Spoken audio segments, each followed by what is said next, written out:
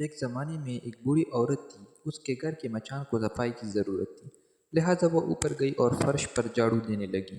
اس کو وہاں 10 سونے کے سکے ملے۔ وہ بہت حیران اور خوش ہوئی۔ مجھے جا کر اپنے تمام پڑوسیوں کو بتانا چاہیے، اس نے کہا۔ لہٰذا اس نے سونے کے سکے باورچی خانے میں رکھے اور اپنی سہیلیوں کو بتانے کے لیے باہر بھاگی۔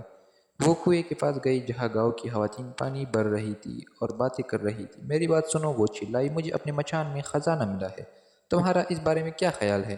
اچھا اچھا، ہر لڑکی نے کہا، یہ تمہاری خوش قسمتی ہے، تمہیں ان کو حفاظت سے رکھنا چاہیے کیونکہ اس خزانے کی چوری ہو جانے کا خدشہ ہے۔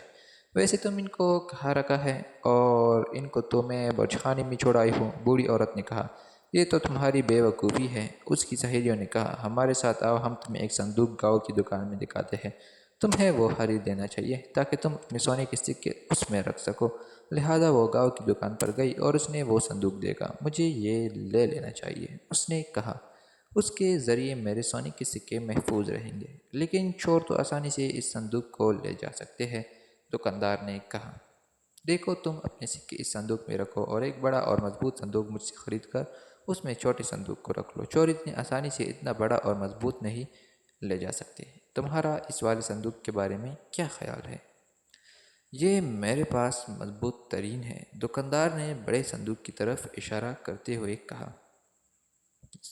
یہ ایک عمدہ صندوق ہے، بے وقوف بوڑھی عورت نے کہا۔ مجھے یہ لے لینا چاہیے، مجھے یقین ہے اس کو کوئی چور نہیں لے جا سکتا۔ میں خود بمشکل اس کا ایک کونا اٹھا سکتی ہوں، میرا خزانہ بالکل محفوظ ہوگا۔ کیا تمہارے پاس اپنے گھر کو تالا لگانے کے لیے چابی ہے؟ اس کی سہیلیوں نے پوچھا۔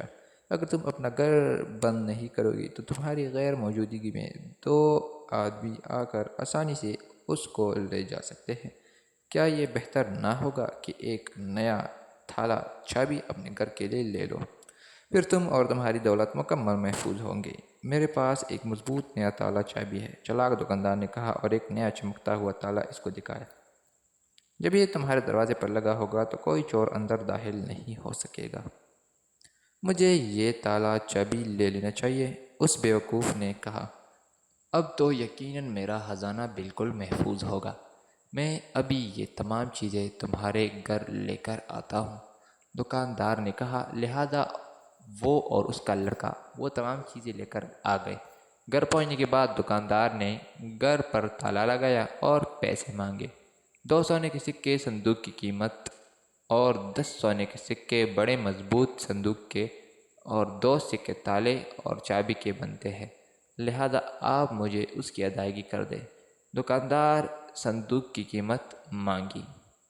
بیوقوف عورت نے اس کو سکے دے دیے اور وہ چلا گیا۔ پھر اس نے سوچا کہ اس کو اپنا خزانہ صندوق میں رکھنا چاہیے اور صندوق کو بڑے صندوق میں جہاں کہ وہ محفوظ ہوگا، لیکن اس کو اس میں رکھنے کے لیے ایک بھی سکہ نہ ملا۔ کیا آپ بتا سکتے ہیں کہ اس کے سکے کہاں گئے؟